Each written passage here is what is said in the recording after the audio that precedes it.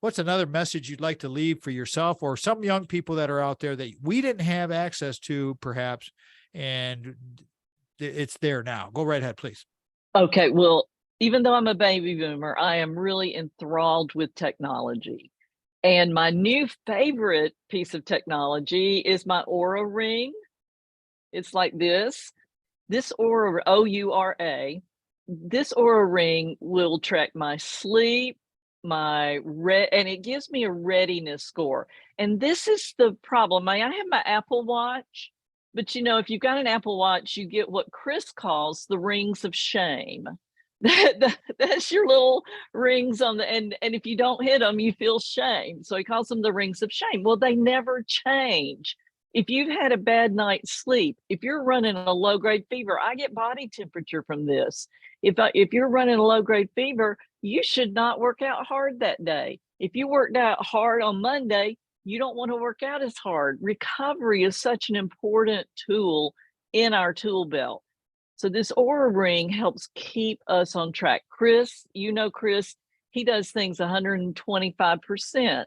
And there are days he needs to rest. And his app will tell him that.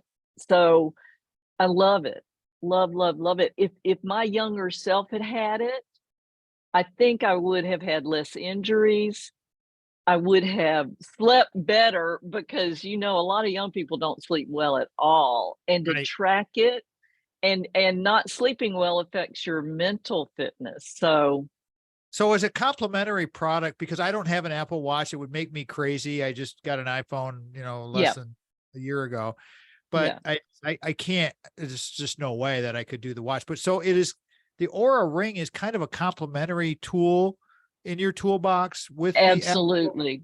I gotcha. And there's a similar product called the Whoop, WHOOP, but it's also a band that you wear. And I don't like to sleep with a watch or something on my wrist. So that's why I got the ring.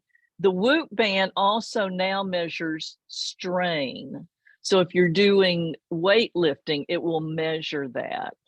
So they're both great recovery rest products. This is this is the whole thing is so fascinating to me, everybody. And I love sharing these new ideas. Part of why we do the radio program is because I continue to learn about all of this and share that knowledge with you, because it's coming. I mean, every 6 months, there's something new. So again, how do you know what you're getting or what you're thinking about spending money on? Because we've got this finite bucket of money. And so it's like, okay, well, you just spent $500 on a hitting courses for your 10-year-old or your 12-year-old or your high schooler or whatever.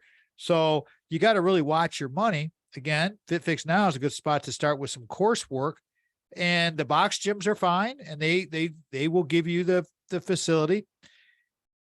The boutique, the boutique gyms like Justin's and the Blue Zone communities.